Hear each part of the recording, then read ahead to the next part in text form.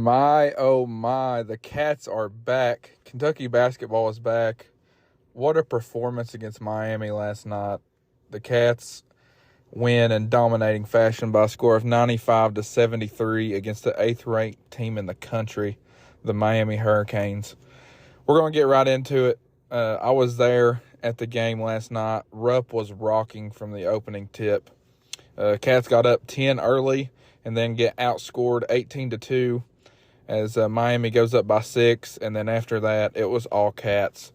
Called their way back, end up going up by 5 at the half, and then just absolutely take off and dominate things in the second half. Kentucky basketball is fun again. Kentucky basketball is back. This is Coach Cal basketball.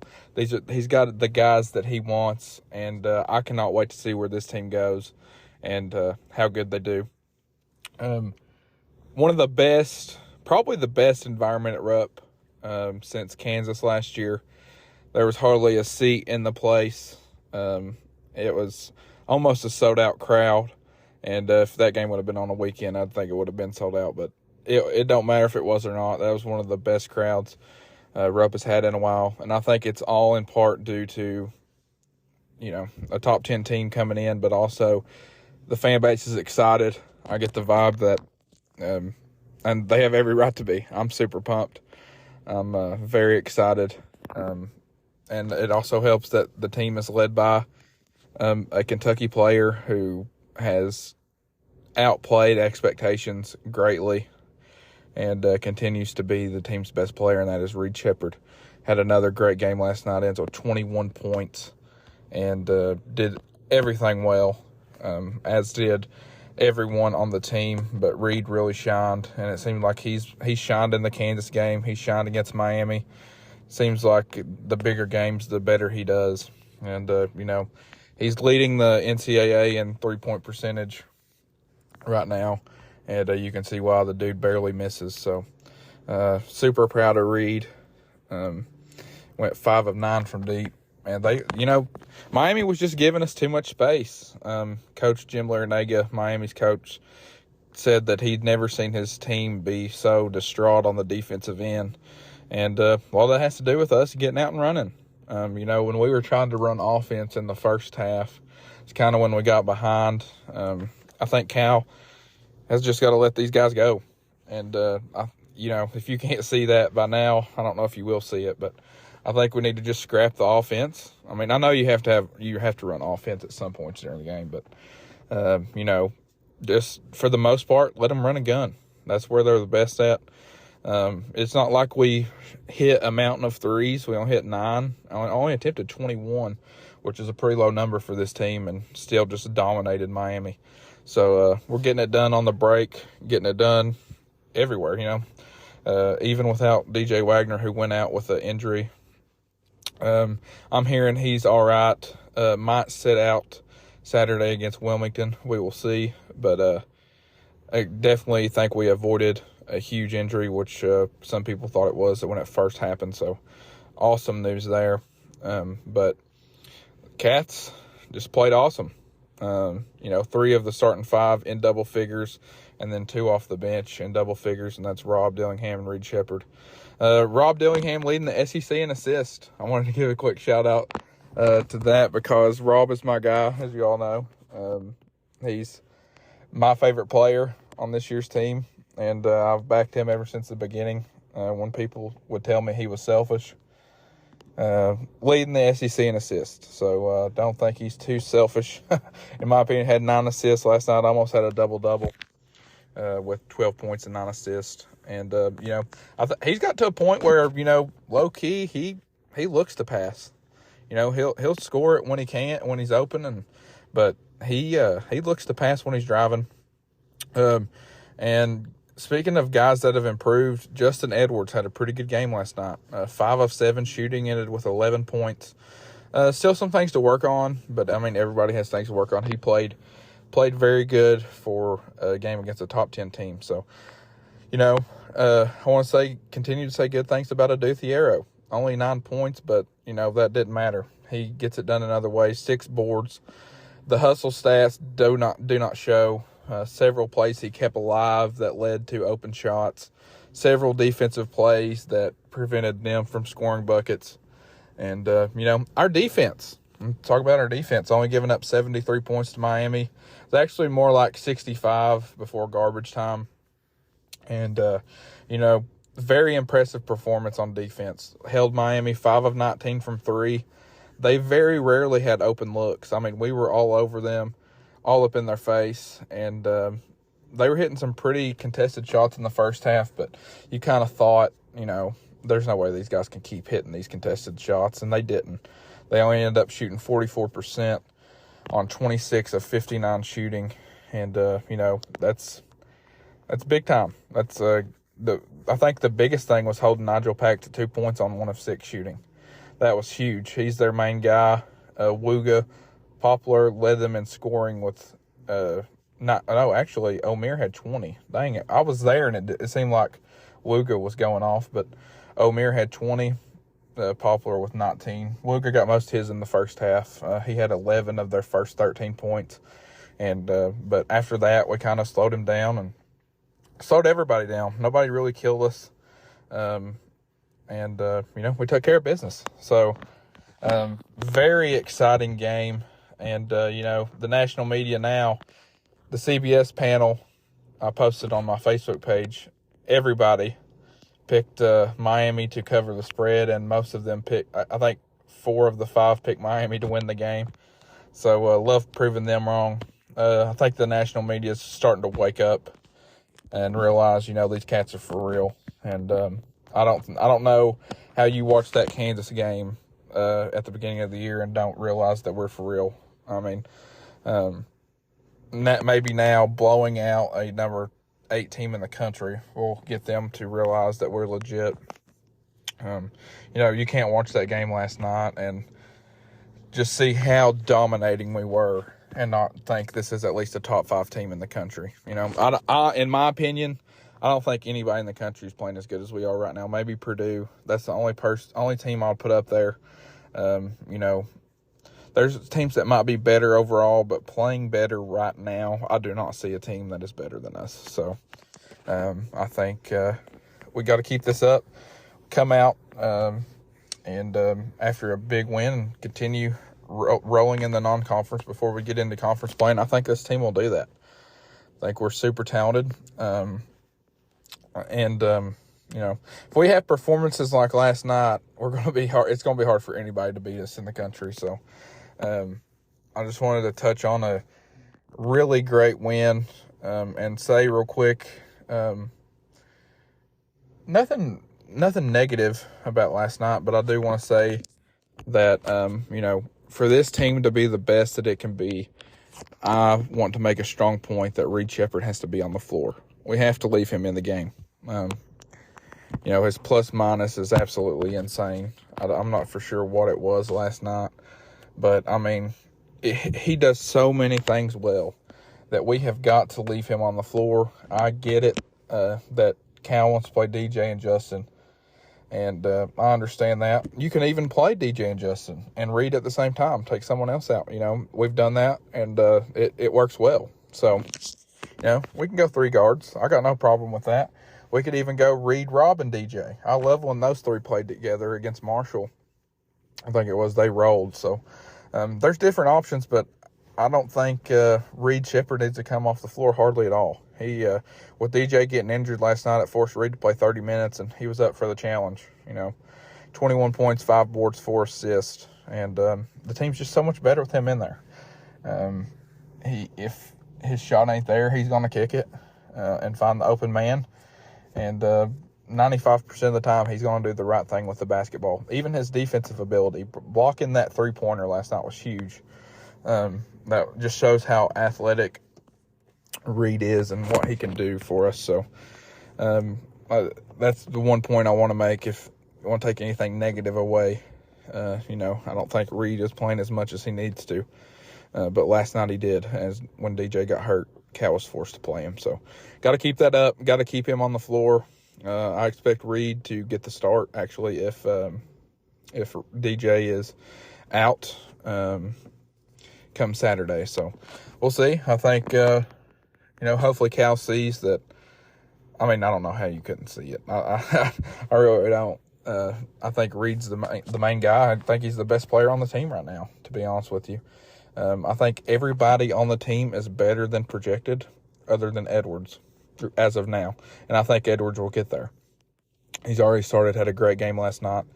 Really appreciated him sticking with it and, getting a couple run-out dunks, a big and one early in the first half. Just awesome for Edwards and the team. So I think, when you have a team that's way better than advertised, and also just want to take a minute to say to the AP folks, starting us out number 16 in the country, man, huge mistake on their part. This is a top 5 team, maybe a top 3 team in the country, no doubt in my mind. And, we just got to keep running and gunning. And there's no reason why we can't remain a top 5 team in the country all year long, in my opinion. So, SEC, ACC challenge. SEC currently leads 4-3. We got a couple big games tonight. Tennessee, North Carolina, Arkansas, and Duke.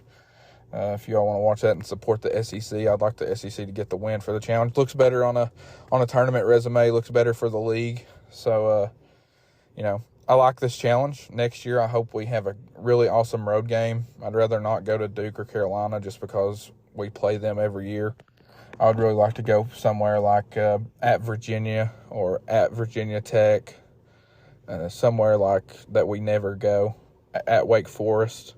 Those would all be cool matchups for us. So I think, I'd really like to see that. I don't know what they'll end up doing. I think we play Duke in the Champions Classic next year. Is that right? I think that's right. So I really, now it would be cool to have Duke and Rupp or go to Cameron, but on down the road, we see the Duke Kentucky matchup once every 3 years already. So, you can let me know your thoughts on that. And I was talking to some guys last night, or we were just thinking about dream matchups for this SEC or this challenge. And, I really think it'd be cool to go play at Virginia. So, let me know. And, once again, the Cats are now 6-1 as they beat the undefeated Miami Hurricanes 95-73. And like I said at the beginning, we're legit. We're ready to roll. I'm already ready to see this team play again. They play Saturday at 4 o'clock against UNC Wilmington. And I'm just going to do a quick little touch on UNC Wilmington. I think the Cats should handle business on Saturday. UNC Wilmington comes in 5-1. And, I want to start out by saying there is a possibility we get Bradshaw back for this game. I think the coaching staff would like to have him back just to see how he goes. He looked really good in warm-ups. I know you can only tell certain things from warm-ups, but his jumper was rolling. His mid-range looked good. Saw some videos, and, of course, being there in person, just really excited to have him. I know some people have commented on my post concerning, bringing him back. Does it screw with the chemistry at all? I don't know. I mean, they're practicing with him right now, and it seems like that they are just fine playing with him, as the team. I think the team's excited. I saw Rob Dillingham's comments. He said, oh, my gosh, we're going to be even harder to defend once we add him. And Coach Cal said last night in the post game, even when Bradshaw comes back, we're not playing any different. So let's hope that is true. And if you got him and, you get him back and he can stretch the floor, folks, he can shoot it. Hopefully Cal lets him shoot it. And I think Cal will. I think he will. And I think Bradshaw's a really good guy for this team. And, it's going to be having Bradshaw in there rebounding also is going to be a big help. We tend to get out-rebounded in these games with Bradshaw in there and Mitchell or Adu. I really am excited about our rebounding stepping up. So, if we get him back for this game, that'll be awesome. If not, I would look at next Saturday's game against Penn as a return date. That's his hometown. Basically a homecoming for DJ Wagner and Bradshaw. So we'll see. But I think, seeing what I saw last night, I don't see why there's any reason why he couldn't come back and give 10, 15 minute stretch against Wilmington here. So that'd be awesome to see. The game's at 4 on Saturday, and UNC Wilmington comes in here 5-1. They've played 2 D2 teams and killed them, so that's 2 wins. Beat Murray State by 2 in overtime. Beat Florida Gulf Coast. They really haven't played anybody at all. Their hardest matchup was against Appalachian State, who beat them by 30. I think that the Cats should handle business here.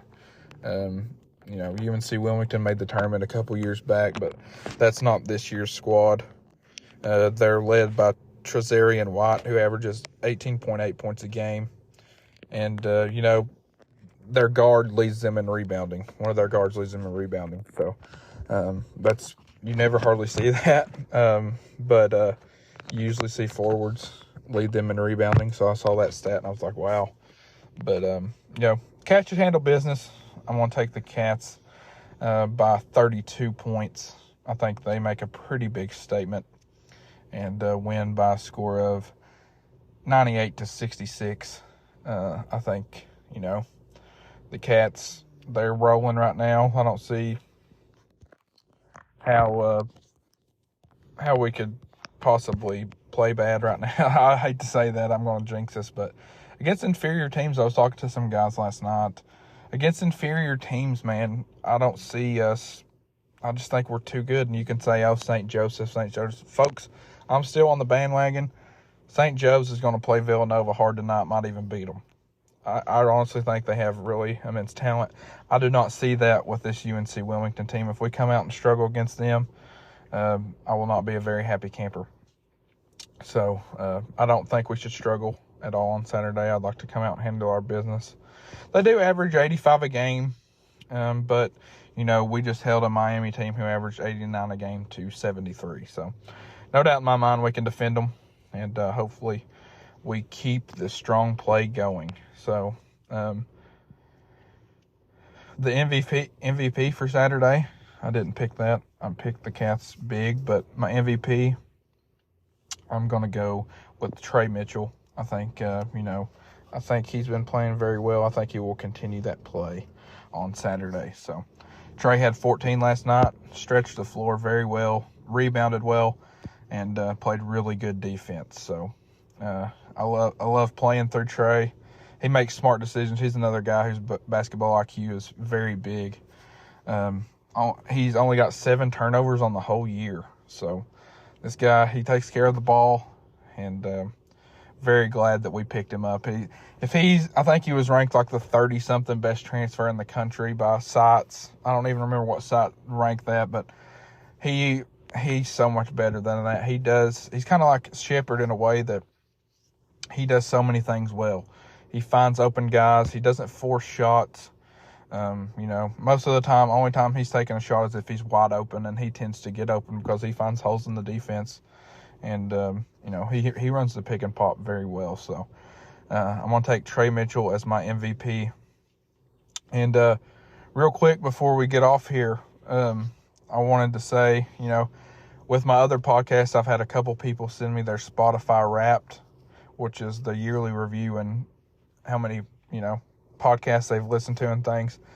And my other podcast was top 3 in a couple of people's Spotify Wrapped. So if you all want to review your Spotify Wrapped, and in this podcast or my other podcast, either one is in your top 3, please send me a picture and I will post it.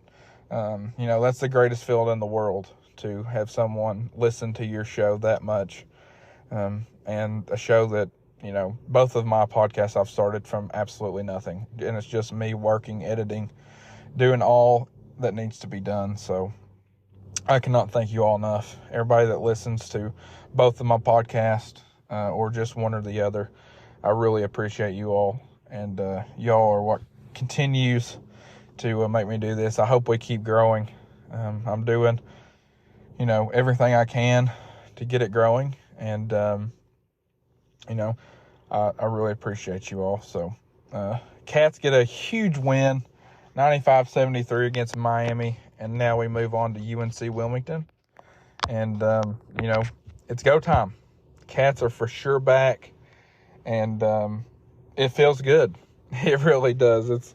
It's awesome. This last night was a vintage Coach Cal team performance. It felt like that our teams from 2010 to 2015 were back, and it could not have felt greater. You know, this used to be a guaranteed that we would run teams off the floor when they come in here ranked, or at least beat them. And that feeling is back, and I couldn't be happier. The fan base couldn't be more excited.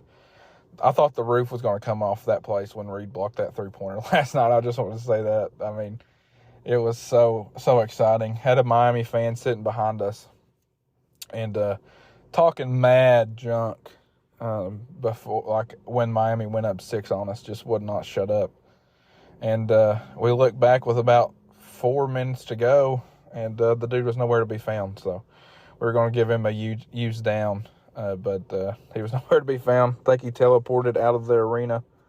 So, you know, joke's on you, man. I wish we could have got to talk crap to you like you were filling our ears full at the beginning, but, you know, we won't waste our time with Miami fans.